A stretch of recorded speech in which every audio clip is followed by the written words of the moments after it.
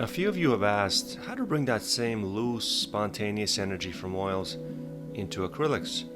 So in this video, I'm giving it a shot. Welcome.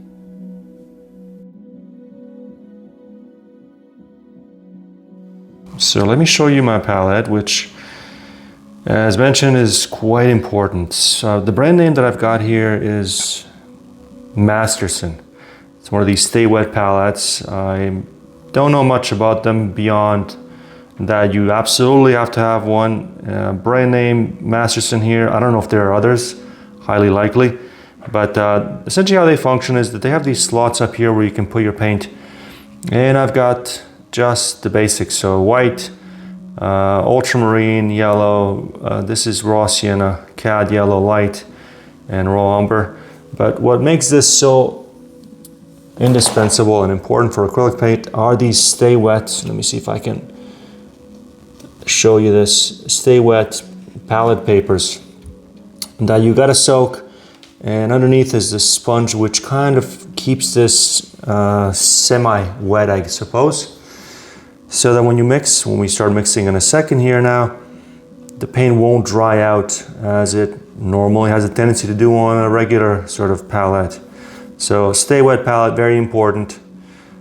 Let's mix some paint. So I'm just gonna put down a combination of raw umber and white and work into the surface, which is a polyurethane board that has a single coat of acrylic gesso applied to it.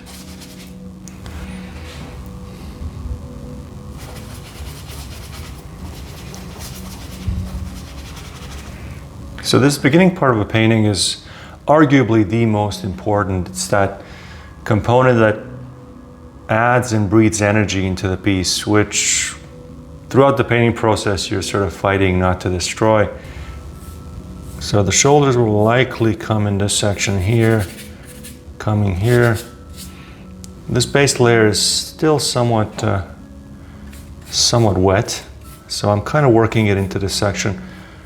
Her shoulders are going to come here, and maybe the collar will come down here.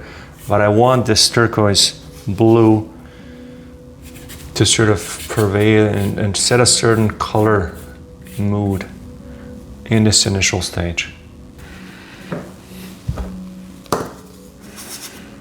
I want to add some more interest with maybe a different high chroma color. I like this red. Let's see what this will do for us. I don't want it to be too chromatic, but I want to make sure that it retains some of this flow in the final layers. Again, you can see that this acrylic paint is leaving a bunch of hard edges. Oh, that's a little too red for me. I'll have to remove that.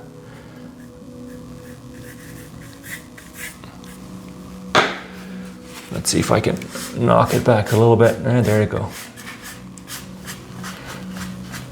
So I don't want it to blend in per se, but I certainly don't want it to be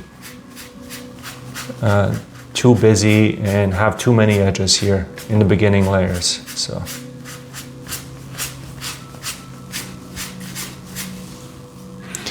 And in fact, this is all narrated real time, and highly likely, if this turns out okay, you see the finished painting somewhere on the top right or the bottom right.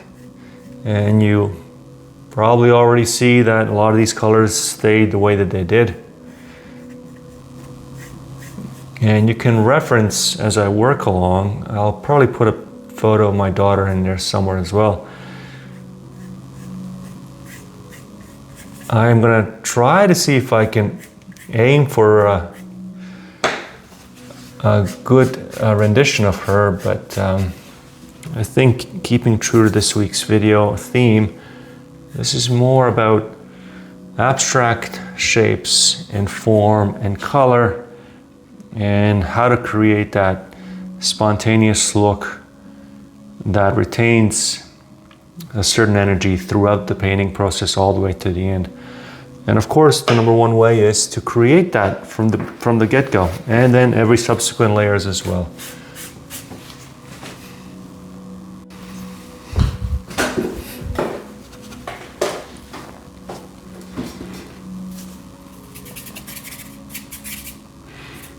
Okay, so I'm quite content with this overall interest that I've built up with these two colors. And I've projected an image just so I can gauge the overall size and spacing on that topic with regards to projecting and other technological advances. Not that projectors all that recent. Certain things like whatever, nowadays AI, photos way back in the day and whatever. Artists should, in my opinion, embrace all of them. However, use them both sporadically and consider them more of an asset and less so as a crutch. Another way, and you can put it another way by saying it's a phenomenal slave, but it's a horrible master. So if you do have a tendency to use projectors, in this case, as I said, I did use it to project just the overall space of how I wanted her to be placed in here and whether I want it to be smaller or bigger. You could just as easily do that by drawing it out and mapping out certain things. It would take a lot longer, of course, and there's, time and place for that. The way that I'm holding this brush, by the way, is very similar to how I would all other work. For all the works that I've done thus far on the channel, of course. So I'm creating certain interest. I know that her chin is going to come down here. And every now and again, I'll grab a paper towel and knock back some of these edges. The way that I work with acrylic paints is to keep them relatively thin and not apply them too thickly, certainly not in this initial stage. So I'm pulling out the drawings, I'm making gestural marks, and I'm thinning down these colors so that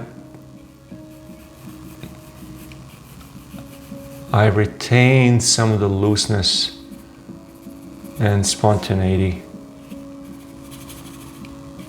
And this will dry relatively quickly so that I can build on top of that.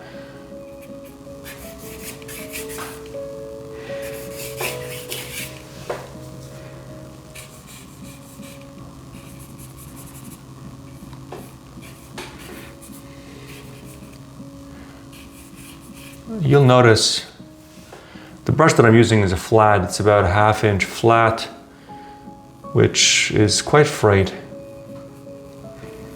And the kind of marks that it leaves are exactly the kind that I'm after. So even as an example, the form of her nose, which comes just down here. The nose by its very nature has a very disappearing, not a hard edge at all. And if you're not aware of that, you will certainly pull a line and create certain unrealistic discourse. But with this brush, I can do so much.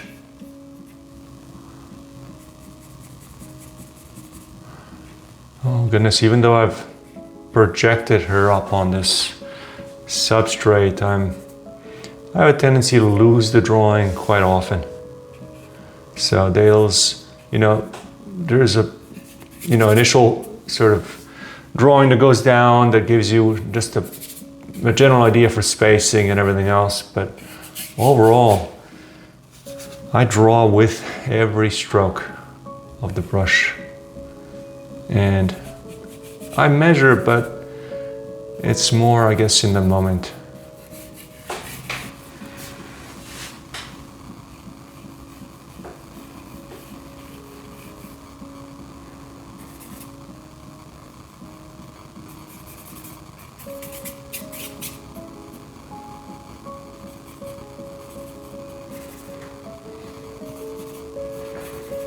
This particular reference of my daughter has obviously daylight coming in through the door here.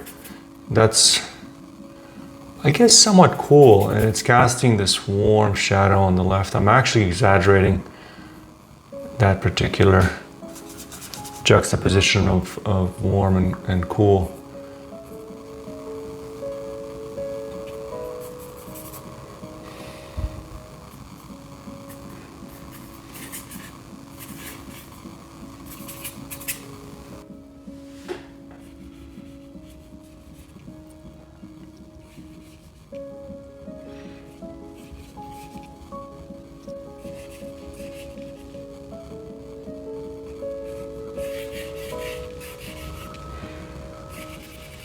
The acrylic colors that I'm using, I make myself.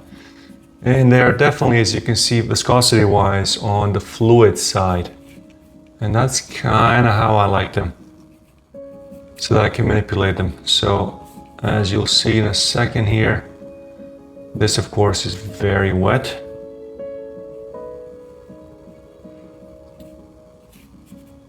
And I don't want it to dry on me. I want to make sure that I knock back some of these things.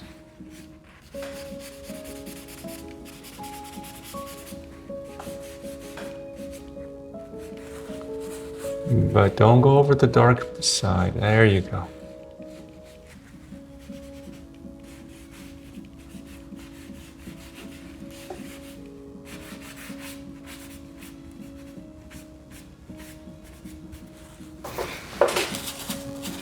Working with acrylics is in many ways even more difficult than working with oils. And that's simply because they dry so quickly.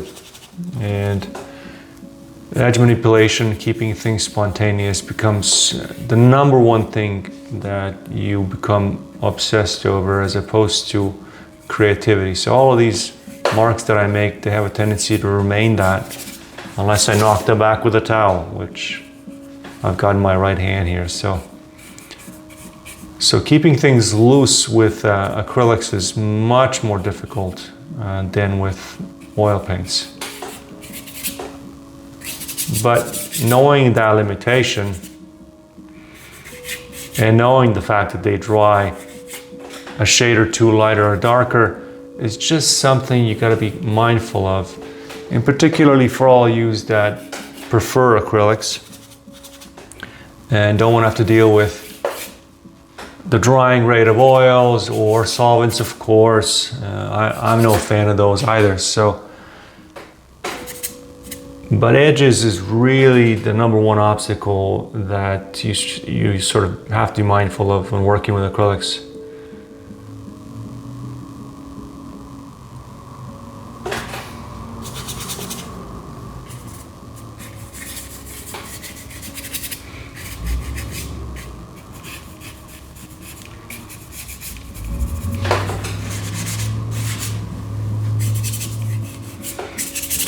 At this point, I'm quite committed to not painting my daughter's blonde hair. I think we're gonna do another high key painting where the background's gonna be white, and I think I wanna have a certain dark juxtaposition. So I'm gonna make her hair darker so she stands out much more, at the expense of making her look realistic, or true to life, I should say.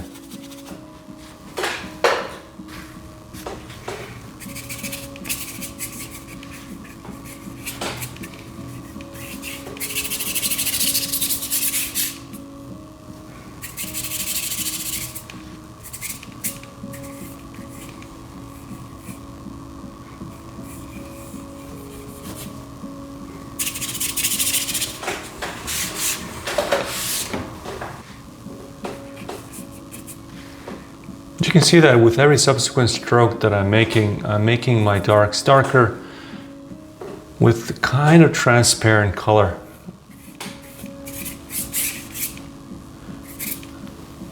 And I will come in with the lighter colors in a second as well and scumble those on.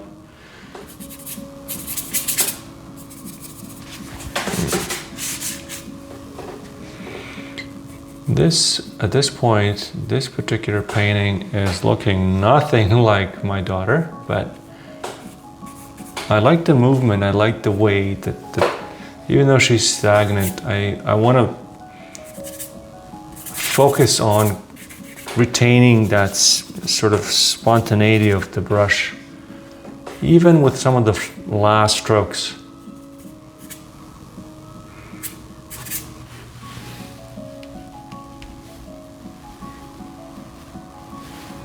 I got this smaller brush for this stage. I just want to see if I can pull out some forms with it better than the other one. One of the reasons is that this particular brush is quite small. not just the profile, but depth-wise, so it doesn't hold as much paint. And I noticed the larger brushes, of course, if I'm painting transparently, they will hold a whole lot of water and maybe move around a little too much. So I'm using the smaller brush, but again, I'm dry brushing paint on. I'm almost scumbling in certain sections.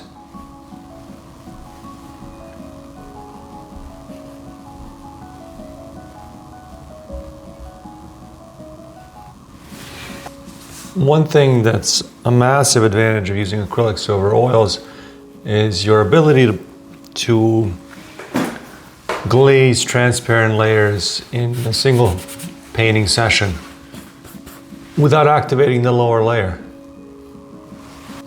So for example, this section up here, it's reading a little too cool for me. I can just come in with this warm red and kind of blend it in and wipe away some of the excess color and achieve the color value that I'm after.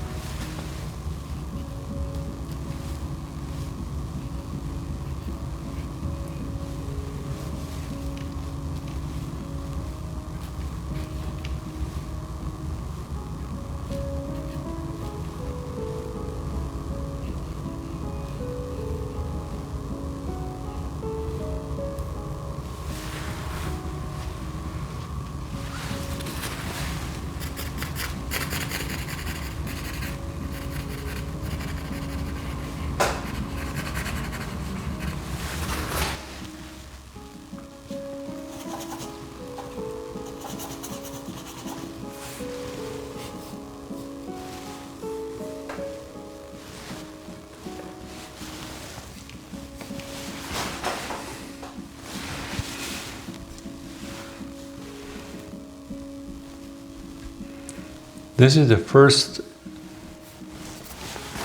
acrylic portrait I've done of this kind for maybe it's been a couple of years now, maybe even longer.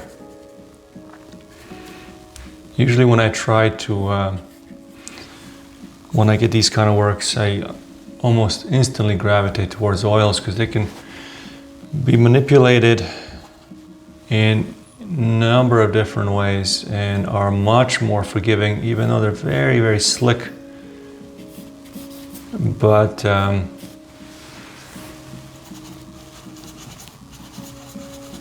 all in all, acrylics are a significant challenge with respects to maintaining spontaneity and edge control when it comes to soft and disappearing edges.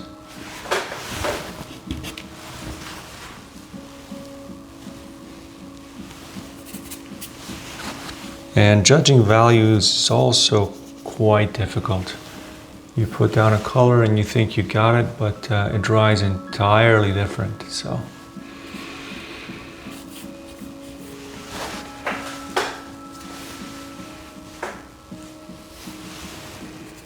highly likely I'll have to come back to this after a couple of days. Maybe I'll leave it here for a day or two to sit, and maybe I'll come back to it and finish it. But for now, I'd like to put in this background, if you guys are okay with that, just to create a bit of contrast before I call it a day.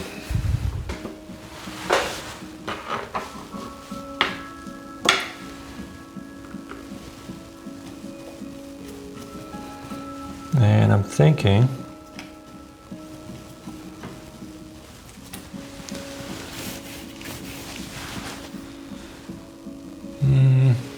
do I like that? No.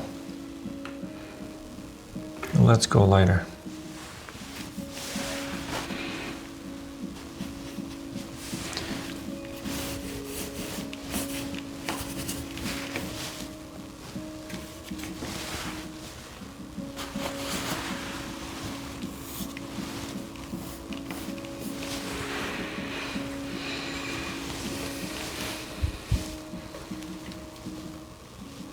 I've got to pay attention to shape her head here.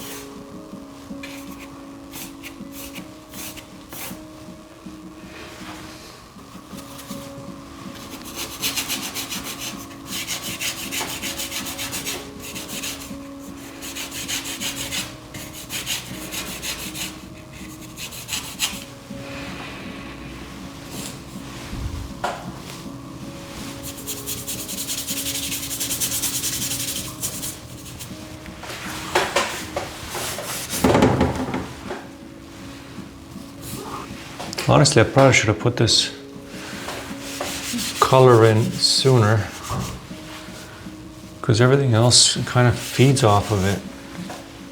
It being the kind of the lightest light. The brush that I'm using is a filbert, about an inch brush, but I'm kind of dragging it across as well to get some broken color effects, but I'm not sure that I'm getting what I'm after here. You might require a couple of coats.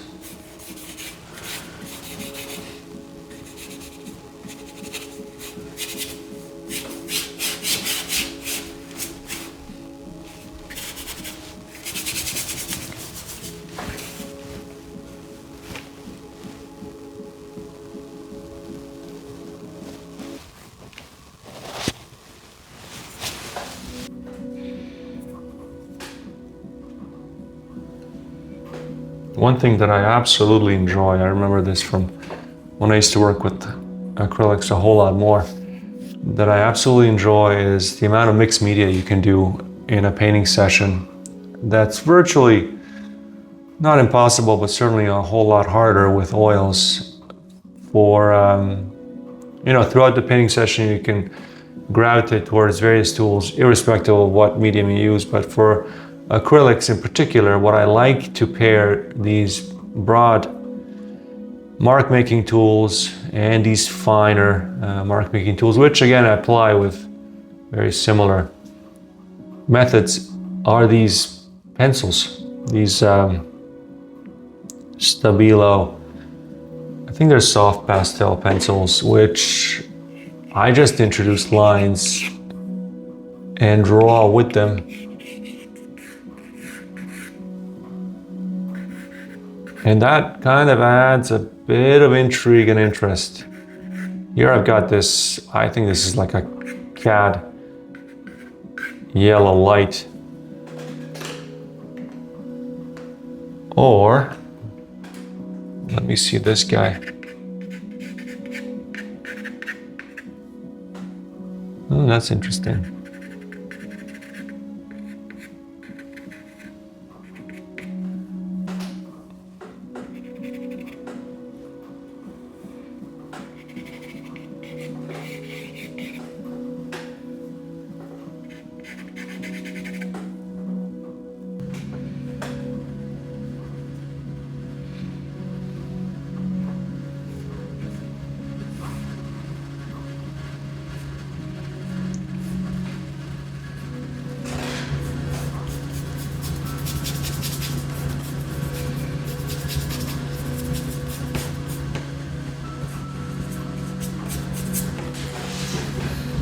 Ultimately, I decided to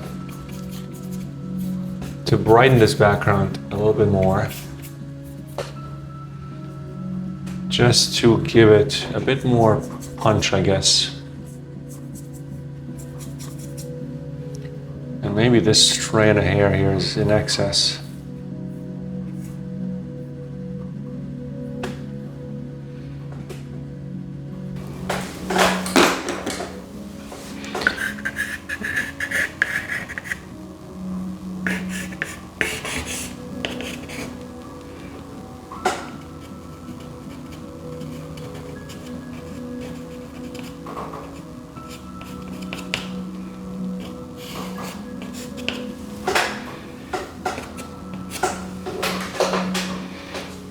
I don't know what I just did up here. I just did some sort of interesting writing. It almost looks like a torn wallpaper effect.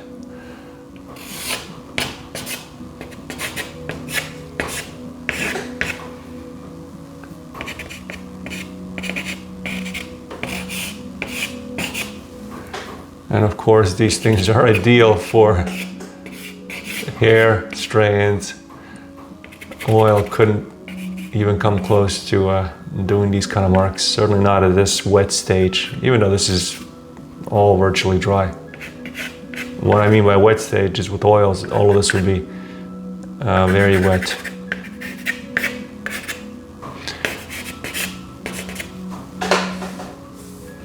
I think I'm getting close to finished here.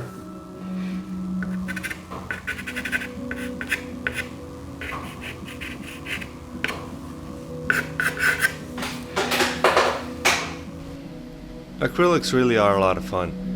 They are a great alternative to oils, especially if you're looking for something safer and easier to manage in the studio. The key, however, is learning to control the drying time, both on your palette as well as on the surface, because those hard edges will happen no matter what. It's just about using them intentionally.